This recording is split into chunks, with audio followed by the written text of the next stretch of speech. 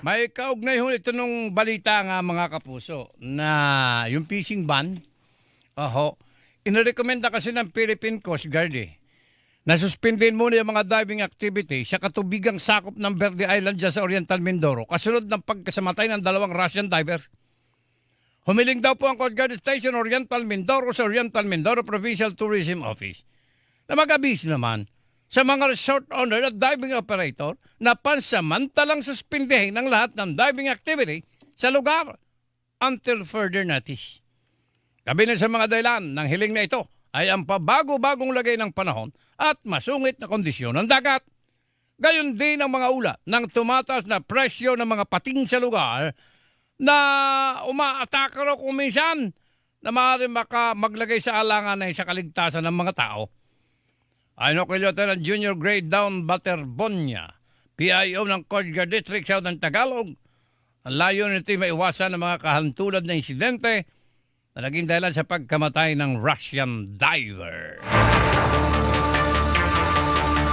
Humingi tayo ng update, humingi tayo ng follow-up mga kaibigan sa balita na yan. Ang nasa linya si Nesler Almagro, head ng Quezon Provincial Tourism Office.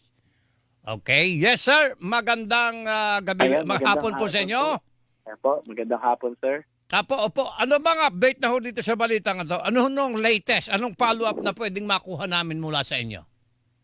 Okay, sir. So, earlier po, yung probinsya ng Quezon, base po sa rekomendasyon ng Coast Guard na ipatigil yung mga diving activities sa aming lalawigan, tumalima po kami rito at nakapag-announce. So, balit, kani-kanina lamang po ay binalikan po kami ng Coast Guard Southern Quezon na ang kanila daw po ay, ang nais lang nila ay magpaalala sa mga may mga diving activities na mag-ingat. Gayon din dahil po masama ang lagay ng dagat at inaalis na po or binabawi po nila yung kanilang strong recommendation to stop and do not allow diving activities in the province po. So yun lang ang nililinaw yung punto na yon.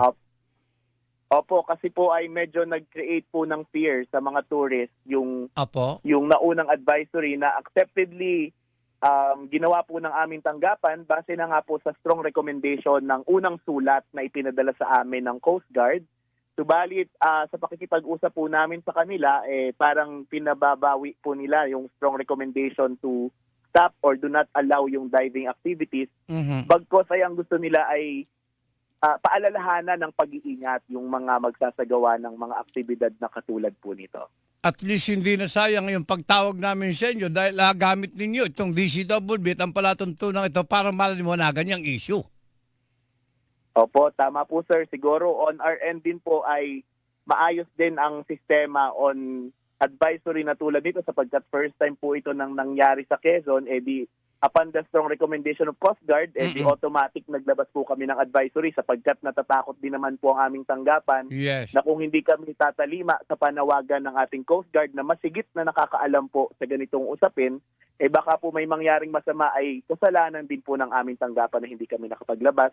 Subalit sa mga susunod po ay masaayusin po namin ang paumanhin din po no sa medyo nagkaroon po ng confusion kasi yung mga tao regarding dito kaya humingi po kami ng paumanhin. Subalit makakaasa po na mas iibayuhin at paigtingin ng aming tanggapan ang paglalabas ng ganitong advisory at magdo-double check po muna kami sa concerned agency. Very good. Sapagkat kung mahinto naman na matagal yung diving na yan, maapekto naman natin turismo natin, di po ba?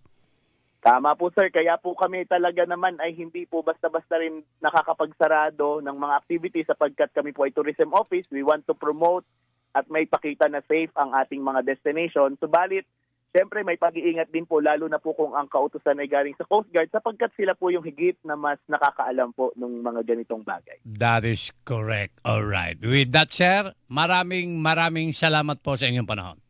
Maraming salamat sir sa pagkakataon na malinaw po natin itong usapin po na ito. Maraming salamat po sa inyo. Okay. Mabuhay po kayo. Mga kapuso yun. Hilingan, walang pinoprotektahan.